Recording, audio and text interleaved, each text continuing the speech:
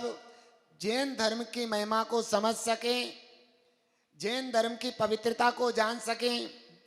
हमारा धर्म वीतराग धर्म है, राग धर्म नहीं है। इस बात को विशेष ध्यान में रखना है।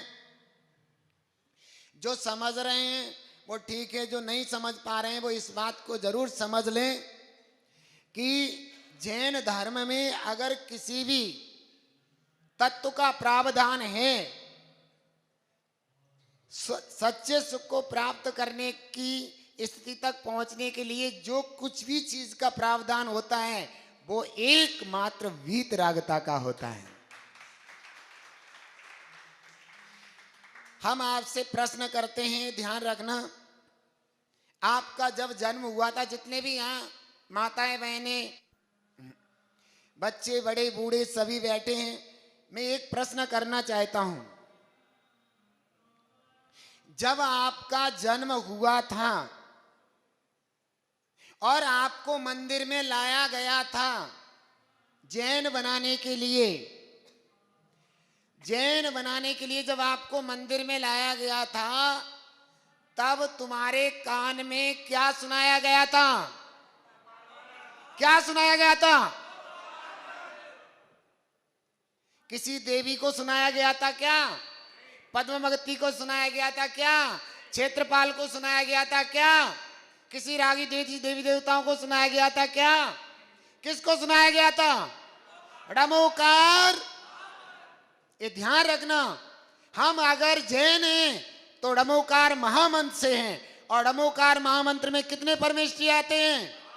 अरिहंत, सिद्ध, आचार्य, उपाध्याय और साधु। अगर हमारे अंदर, हमारे रोम रोम में और खून खून में अगर कुछ है तो कौन है? डमोकार महामंत्र, पंच परमेष्ठी। इस बात का विशेष ध्यान देना। आज का युवा वर्ग अपनी धर्म रक्षा के लिए और वीतरागता के लिए, पंच परमेष्ठी के लिए आगे बढ़ रहा है। ये सबसे श्रेष्ठ बात है। इस दुखम पंचम काल में भी पंच परमेष्ठी का बहुमान प्रकट हो रहा है। ये बहुत ही सुख की बात है। थोड़े इस विषय पर बोलने का भाव था। अनेक लोग अनेक प्रकार की भावनाएं मन में बनाते रहते हैं, विकल्प रखते रहते हैं। बहुत सौ का कहना है कि पद्मावती ने आकर के पार्श्वनाथ की रक्षा की। अगर पद्मावती नहीं आती तो पावलो 23 ही तीर्थंकर रह जाते, एक तो मर जाते पार्श्वनाथ। अगर पद्मावती नहीं आती बचाने पार्श्वनाथ को तो हमारे 23 ही रह जाते। उपकार कर दिया तुम पर पद्मावती ने, जो उन्हें बचा लिया। 23 ही रह जाते क्या? बताओ। मैं ये बता देना चाहता हूं आपको कि तीर्थंकर के अंदर अतुल्य बल होता है। आप अतिशय देखिए, अनंत इंद्र मिला करके भी आ जाएं और तीर्थंकर की कन्नो अंगुली को भी नहीं हिला सकते। अनंत इंद्र, 100 धर्म इंद्र जैसे, काउंटिंग नहीं, अनकाउंटेबल भी, उससे भी ज्यादा अनंत अनंत इंद्र भी आ जाएं और कन्नो अंगुली को भी नहीं हिला सकते। इतना बल होता है तीर्थंकर के।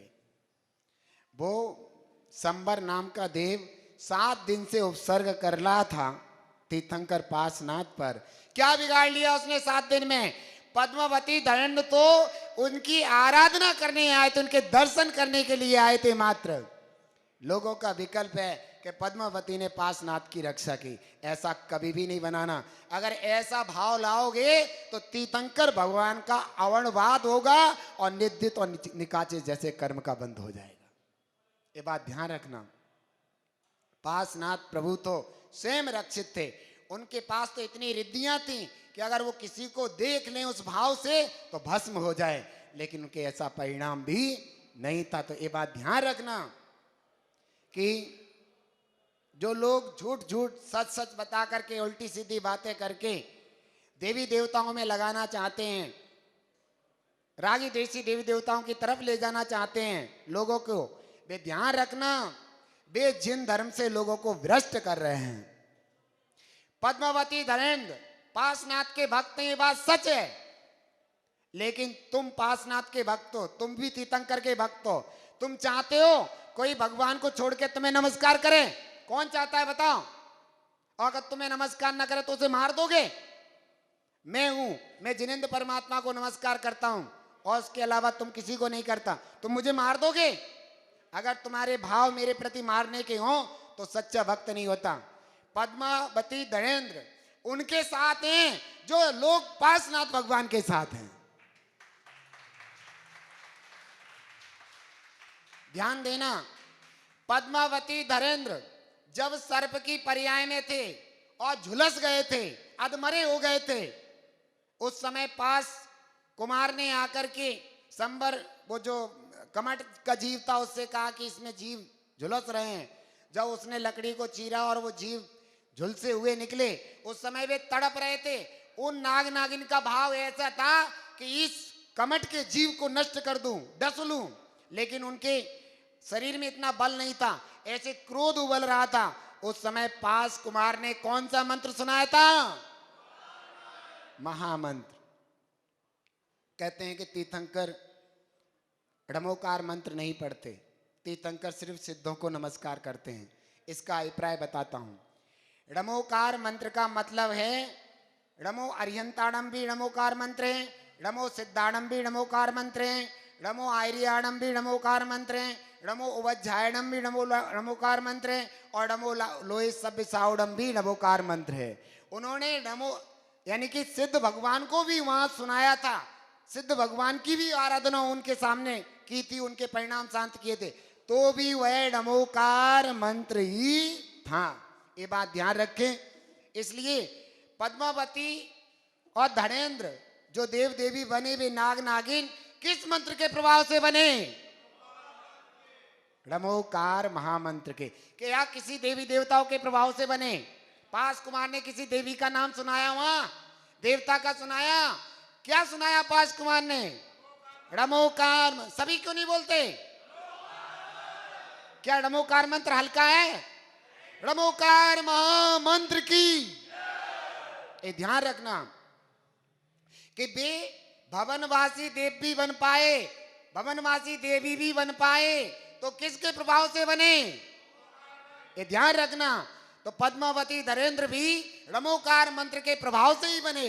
तो इसलिए पूज्य क्या है? सीता को अग्नि परीक्षा होनी थी, अग्नि परीक्षा होने ही वाली थी, तो सीता उस समय विराजमान थी, उसको अग्नि में कूदना था। अग्नि में कूदने से पहले देखिए पद्म पुराण उठा करके उसने किसी देवी देवताओं की आराधना नहीं की। किसकी आराधना की? और ढमोकार मंत्र के प्रभाव से जो देवी देवता जा रहे थे आकाश मार्ग से, उनके विमान अटके रह गए, और वहां उतर करके उस सीता का उन्हें साथ देना पड़ा। एक मंत्र प्रभाव ढमोकार महामंत्र का था। इसलिए हे भव्य आत्मन, तुम किसी भी चक्कर में नहीं आना, रागी देशी देवी देवताओं के चक्कर में नहीं आना। जो पंच परमेष्ठी की आराधना करता है वही दुनिया में श्रेष्ठ बनता है और वही परमात्मा बनता है। इसलिए सच्चे जैन हो तो पंच परमेष्ठी की आराधना करना। आज सारी दुनिया जानती है कि जैन उसे कहते हैं जो नंगों को मानते हैं। जैन किसे कहते हैं? जैन किसे कहते हैं?